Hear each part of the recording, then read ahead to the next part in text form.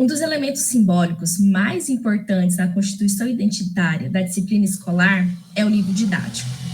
Em sala de aula, estes materiais se prestam a diversos fins, mas, principalmente, podem ser considerados como guias curriculares escolares, à medida que movimentos educacionais, científicos e cotidianos influenciam sua constituição, produzindo sentidos para o currículo. Os livros didáticos podem ser considerados como uma das fontes materializadas do conhecimento escolar, produzido e selecionado por sujeitos ou grupos sociais em determinado contexto histórico, a partir do que foi considerado importante de ser ensinado. A partir dessas reflexões sobre a importância do livro didático é que hoje vamos matutar no programa.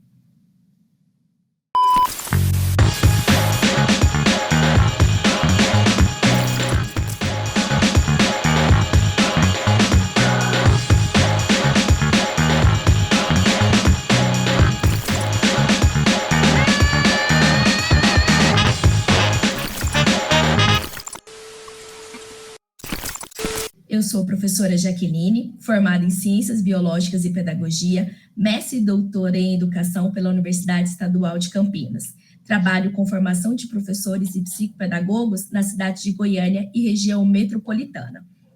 Sou professora e pesquisadora do núcleo Panecástica do IFG. Sou branca, cabelos castanhos, estou usando óculos, também estou com uma blusa preta. As políticas oficiais mais recentes voltadas à adoção de livros didáticos no Brasil surgiram apenas na década de 90, das quais foram regulamentados o Programa Nacional do Livro Didático, PNLD. Em princípio, para o ensino fundamental nos anos iniciais e posteriormente para os demais níveis. A avaliação de livros didáticos para o ensino médio teve início em 2004, pelo Programa Nacional do Livro Didático para o Ensino Médio, pela Resolução 38 do FNDE, Fundo Nacional do Desenvolvimento da Educação, o qual previa a distribuição de livros didáticos para alunos nessa fase da aprendizagem em todo o país.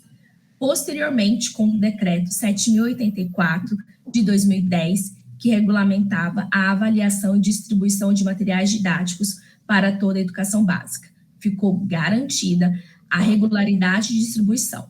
Dessa maneira, o antigo PNLEM, Programa Nacional do Livro Didático do Ensino Médio, foi incorporado ao Programa Nacional do Livro Didático, executado pelo Fundo Nacional de Desenvolvimento Educacional e pela Secretaria da Educação Básica. Tanto em seu conteúdo, quanto em seu processo de produção e distribuição, os livros didáticos são perpassados por relações de poder e podem ter papel de reprodução e produção de desigualdades sociais de raça, gênero, classe e idade. Para melhor compreendermos um pouco dessa discussão, vamos matutar um pouco sobre a complexa relação entre programas de distribuição de livros e políticas de promoção à igualdade racial. Para isso, convidamos o professor Paulo Vinícius. Paulo Vinícius Batista da Silva, que é professor da Universidade Federal do Paraná, onde atua no programa de pós-graduação em educação e como pesquisador do Núcleo de Estudo Afro-Brasileiro. É doutor em Psicologia Social pela Pontífica Universidade Católica de São Paulo. Professor Paulo, é um prazer tê-lo aqui conosco. Seja bem-vindo aos Diálogos do Matutano, Círculos de Cultura.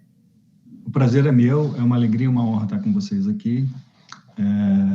Como a Jaqueline apresentou, eu sou o professor Paulo Vinícius, professor da Universidade Federal do Paraná.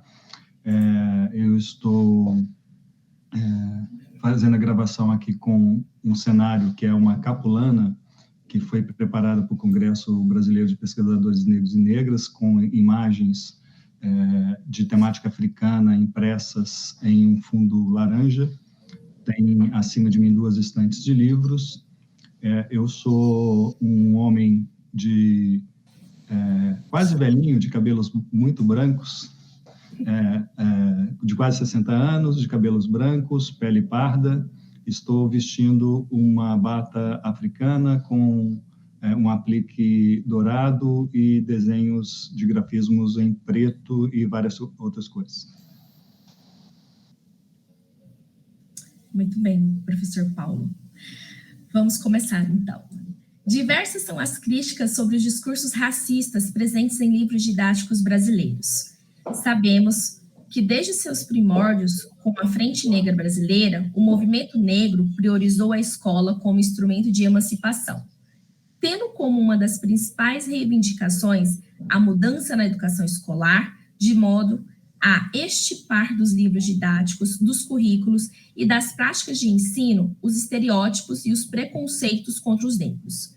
Diante de todos esses movimentos que surgiram no século XX, podemos dizer que o PNLD incorporavam as críticas das pesquisas e dos movimentos sociais e se dialogavam com as políticas de promoção da igualdade racial? Podemos sim, mas parcialmente, num processo de longo prazo e com bastante complexidade. Então, o PNLD surge com o governo da Nova República, mas ele é baseado nos programas do livro anteriores que existiam no governo militar. Então, há uma reformulação com o PNLD. Nessa reformulação, um dos objetivos principais que foi relacionado com a crítica à época foi a possibilidade de escolha pelos professores. Logo na sequência, houve uma tentativa de melhorar a qualidade dos livros, que foi efetiva do ponto de vista do conteúdo e do ponto de vista do formato.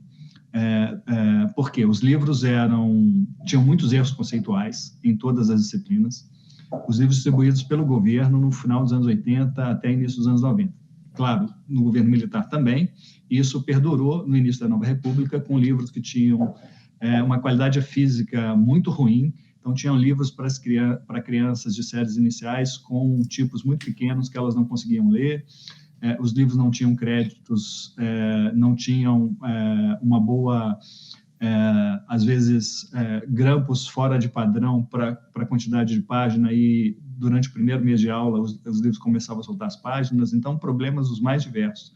E isso o PNLD resolveu logo no início dos anos 90.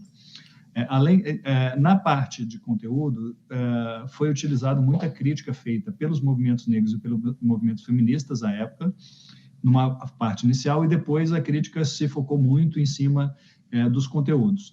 E o PNLD começa uma discussão sobre a avaliação prévia à distribuição dos livros em 93 e implanta em 96. Aqui tem uma primeira mudança, que são constituídas equipes para fazer a avaliação prévia dos livros antes deles serem comprados pelo governo.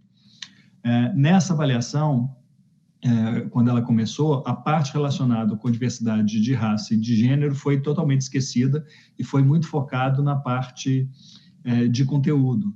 E aí a gente teve livros que melhoraram muito na parte de conteúdo específico de cada uma das disciplinas escolares, mas que mantinham os problemas de estereotipia em relação a mulheres, à comunidade LGBT, e em relação a negros e negras, em relação a indígenas, e principalmente mantinham formas de hierarquia racial muito presentes por serem praticamente todas as personagens brancas, a gente não ter inserção de conteúdos relacionados à história e cultura africana, brasileira ou indígena dentro do conteúdo dos livros. Então, a gente teve uma manutenção das formas de discurso que mantinham o poder centrado nas mãos dos brancos no início da avaliação, ali entre os anos 96 e início dos anos 2000. Ocorreram críticas no início dos anos 2000, algumas pesquisas foram realizadas, inclusive a minha pesquisa de doutorado, que foi defendida em 2005, sobre livros de língua portuguesa do ensino fundamental, e logo na sequência teve uma mudança que teve um impacto importante no edital do PNLD. O edital do PNLD, inclusive teve uma mudança mais recente, depois eu chego nisso, ele tem uma parte inicial que ele define que os livros que tiverem qualquer situação de racismo, sexismo, de discriminação geográfica, devem ser eliminados. Mas nunca nenhum livro foi eliminado por conta disso, porque normalmente as formas de discriminação se dão de uma forma indireta e não de uma forma direta. E aí o que melhorou a qualidade dos livros foi que, a partir de 2008, os editais passaram a ter uma orientação positiva. O que é essa orientação positiva? Está escrito no edital: os livros têm que apresentar mais mulheres, eles têm que apresentar mais pessoas negras, eles têm que apresentar mais indígenas, eles têm que apresentar a composição da formação racial de raça-cor do Brasil, isso aí inclui os asiáticos. Eles têm que apresentar diversidade geográfica, eles têm que cumprir as leis e diretrizes curriculares nacionais de educação das relações étnico-raciais, de educação escolar indígena, de educação escolar quilombola. Então, você teve ali uma série de orientações positivas que impactaram muito mais na produção que foi realizada posteriormente. E quando a gente monitora isso nas pesquisas sobre os livros, a gente passou a encontrar, por exemplo, muitos personagens negros e negras esquecidos na história do Brasil que passaram a compor o texto dos livros. Muito mais mulheres em lugares de reconhecimento social, de poder, em profissões diversas, e pessoas negras também em posições diversas sociais, em posições de poder, embora ainda em minoria. Por isso que a incorporação ela é parcial, porque, por um lado, houve uma melhora do ponto de vista da diversidade étnico-racial no texto dos livros, nas ilustrações, por outro lado, ainda não está com um sistema de igualdade. Professor Paulo Vinícius, em algumas de suas pesquisas, o senhor apresenta que o discurso racista em livros didáticos focalizaram preferencialmente aqueles destinados ao ensino fundamental e privilegiaram as disciplinas escolares de História e Língua Portuguesa. O senhor acredita que existam alguns critérios específicos para essa realidade? Ou apenas uma questão de apagamento desses elementos nas disciplinas escolares? Bom, a tendência das pesquisas continua a mesma. A gente tinha um maior número de pesquisas sobre língua portuguesa e história e continua tendo o maior número de pesquisas sobre língua portuguesa e história. O que aconteceu foi que aumentaram muito os pesquisadores e pesquisadoras. Isso tem uma relação direta com o aumento da área de pesquisa em educação das relações étnico-raciais no Brasil. Então, a gente tem muito mais teses, muito mais dissertações, muito mais artigos em quantidade do que a gente tinha há anos atrás. Esse é um tema de pesquisa relativamente antigo. Nos anos 50 já começou, relacionado com o projeto Unesco, que era um projeto internacional sobre racismo, a gente já teve um primeiro monitoramento sobre livros didáticos no Brasil, e depois continuou nos anos 80, anos 90, mas assim, com poucos pesquisadores, poucas pesquisadoras e poucos trabalhos.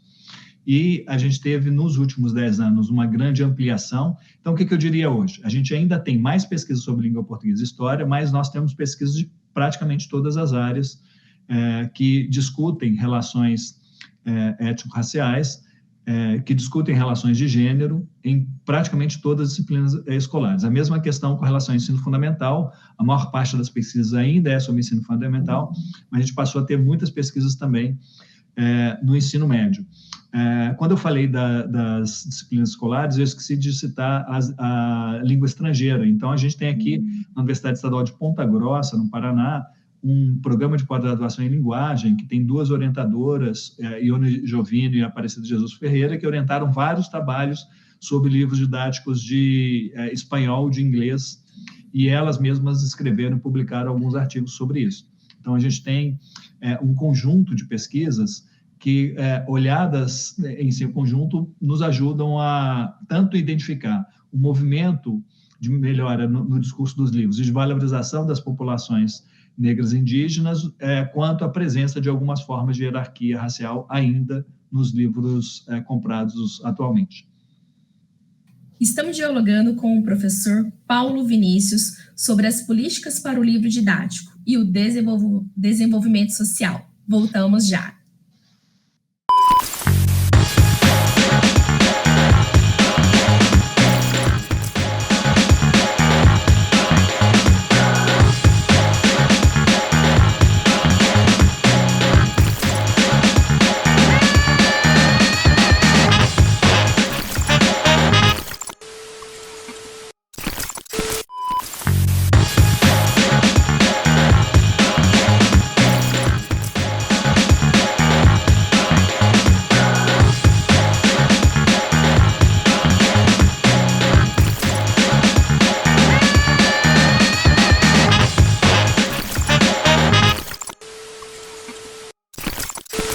bloco anterior, dialogamos com o professor Paulo Vinícius a respeito das políticas para o livro didático e o desenvolvimento social.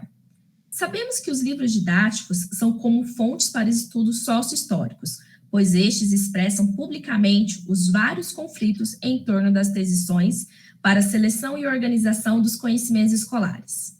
Assim, diversos movimentos sociais buscam, como uma das principais reivindicações, a mudança na educação escolar, o modo a estipar dos livros didáticos, dos currículos e das práticas do ensino e os estereótipos e os preconceitos contra os negros.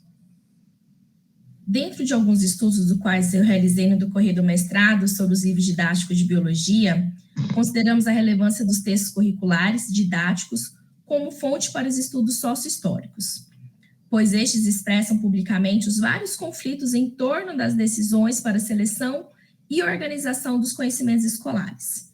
Nesse sentido, sabemos que os diferentes livros didáticos deveriam promover a valorização dos diferentes segmentos étnicos raciais da sociedade brasileira.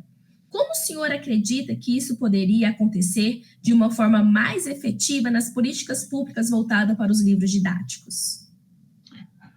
Bom, eu vou te responder com alguns resultados de pesquisa, né? Então, nós monitoramos aqui, com dissertações e teses que eu orientei, livros didáticos de ciências, geografia, língua portuguesa, história, educação física, artes, matemática. Devo estar me esquecendo alguma disciplina, mas quase todas as disciplinas escolares a gente já fez pesquisa, a maior parte das pesquisas para livros de ensino fundamental e poucas pesquisas para o ensino médio, mas com resultados bastante similares. Então, por exemplo, nos livros de ciências que são para a primeira e segunda etapa do ensino fundamental, né? Nos livros de ciências, a gente fez uma análise de livros do 8º ano, porque naquele momento era o ano em que estava o corpo humano como conteúdo dentro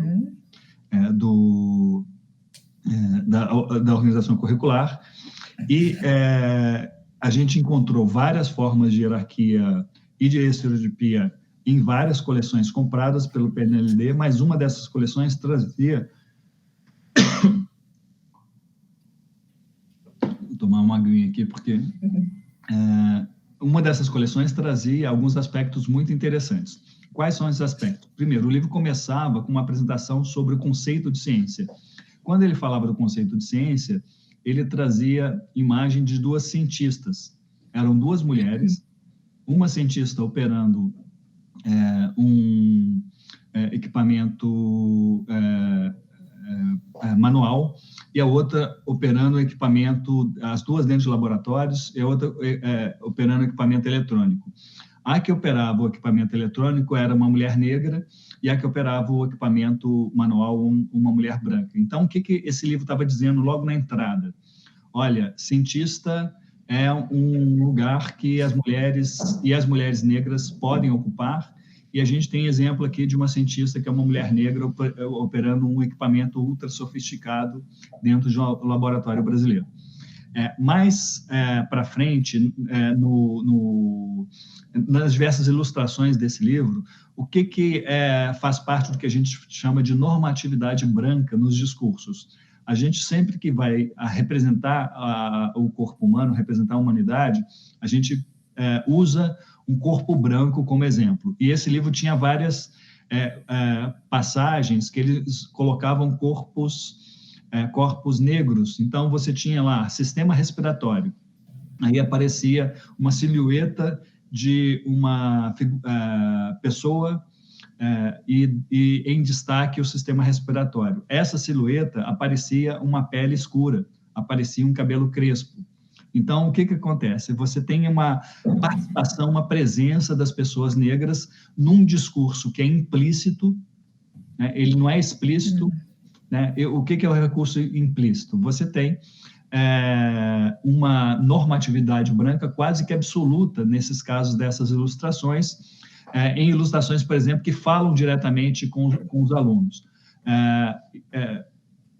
Tem muitos livros que têm, ao final de cada sessão de conteúdo, uma conversa com os alunos, dicas para estudar mais, e aí nessas dicas sempre uma ilustração de um jovem, uma pessoa de idade próxima aos alunos que vão ser leitores desse livro, e na maior parte dos livros sempre pessoas brancas fazendo esse papel de interlocução. E aí, nesse livro específico de uma coleção de ciências, você tinha uma quantidade muito grande de pessoas negras fazendo esse papel. Então, a gente vê ali uma preocupação editorial em utilizar de estratégias para que as pessoas negras, as mulheres, fossem valorizadas, e isso foi efetivo nesse livro, né? Se eu pegar um outro exemplo, vou pegar um exemplo de uma tese, de uma análise feita por uma tese de doutorado do Sidney Marinho, que foi defendida na UFMG em 2021, se não me falha a memória, ano passado. Fez uma análise de livros de história do ensino médio e fez a análise de uma coleção que é a coleção mais vendida na história em todo o Brasil. O que ele percebe nessa análise? Ele fez uma análise muito interessante, porque ele pegou o mesmo livro, que é o livro mais vendido, eu não lembro se é 60% ou 70% das compras do PNLD do ensino médio de história são desse livro, e ele fez uma análise comparando uma edição desse livro de 2016, se não me falha a memória, e outra edição mais recente, acho que de 2020. E aí o que ele identifica? Você tem uma entrada de conteúdos de história para o ensino médio que representa um impacto bastante importante do ensino de história e cultura africana e afro-brasileira. Então, você tem capítulos específicos sobre a história da África, sobre o Egito localizado na África como base da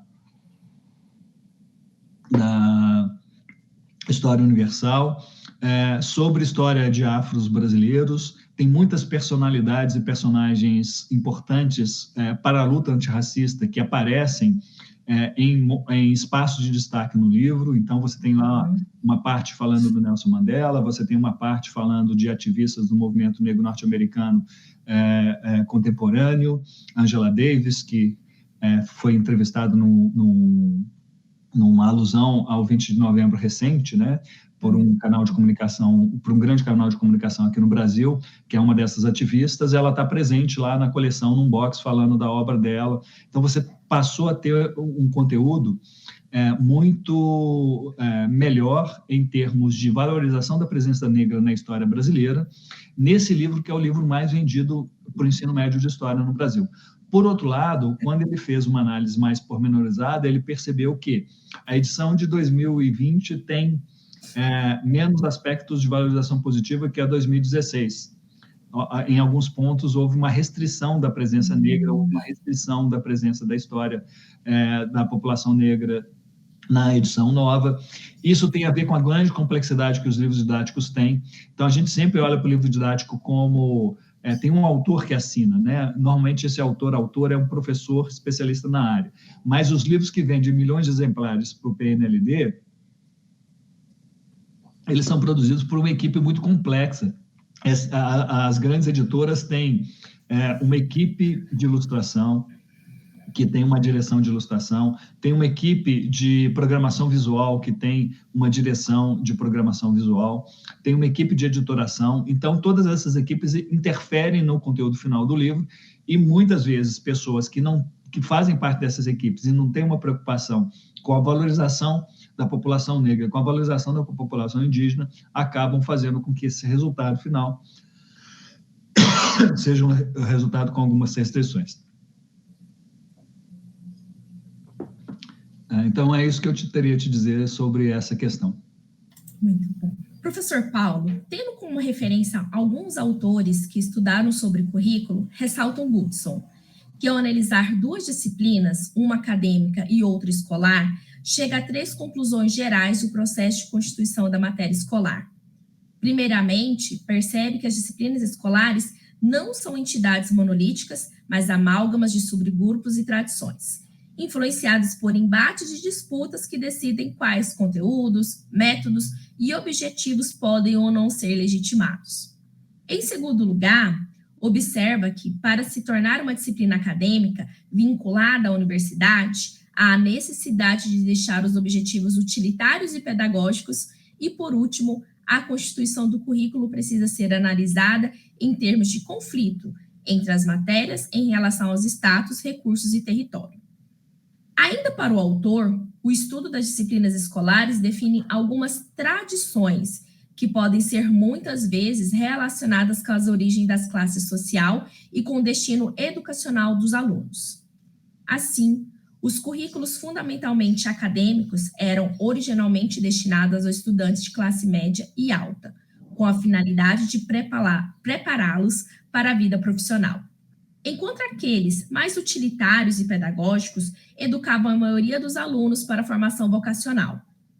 Observando essas colocações de Ivor Goodson, poderíamos dizer que, mesmo com todo esse contexto curricular, as disciplinas escolares são impostas a cada mestre individualmente, conforme especialidades próprias, visto que essas podem ser atribuídas pela escola, cabendo a tal instituição reparti-la no seu corpo docente? Bom, tem uma complexidade aí, né? Porque a gente tem tanto aspectos individuais quanto aspectos coletivos. Nós temos nas diversas... Então, os livros didáticos, a gente tem uma compra pelo governo que é centralizada e eles expressam uma proposta curricular. Uma coisa que a gente discute pouco é o uso do livro didático. Então, o livro didático tem professores e professoras que usam o livro todo o tempo. Tem professores e professoras que usam o livro parcialmente.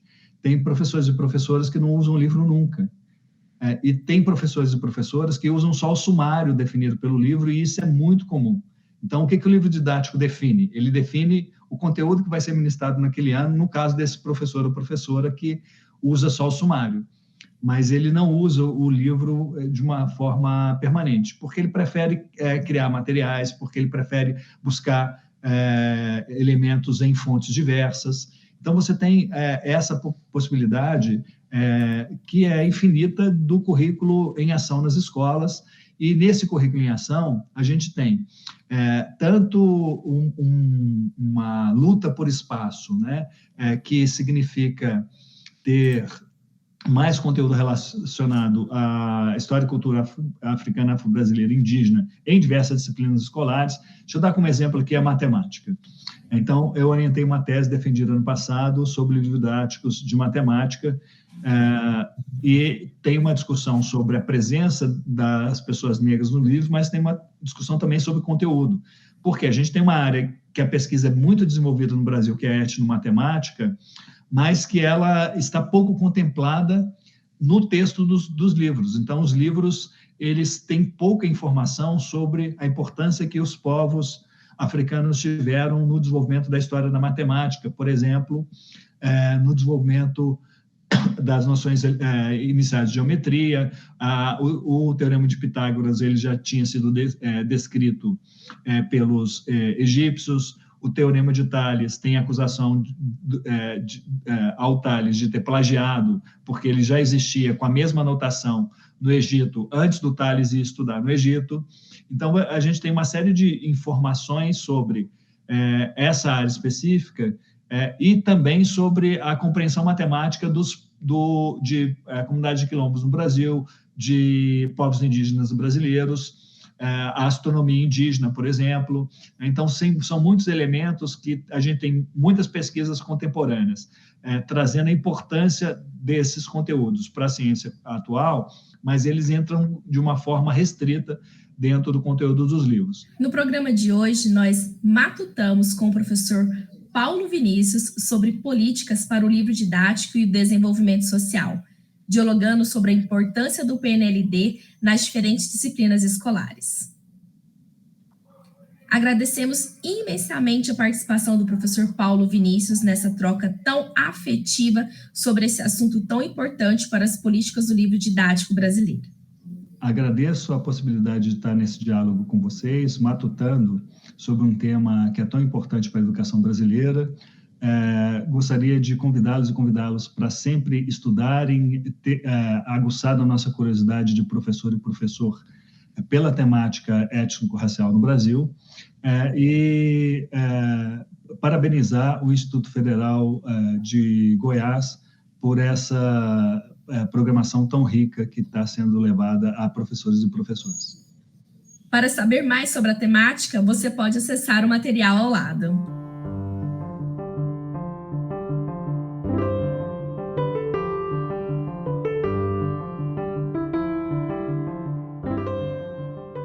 Inscreva-se e venha matutar conosco nesta temporada do Matutando Círculos de Culturas. Até lá!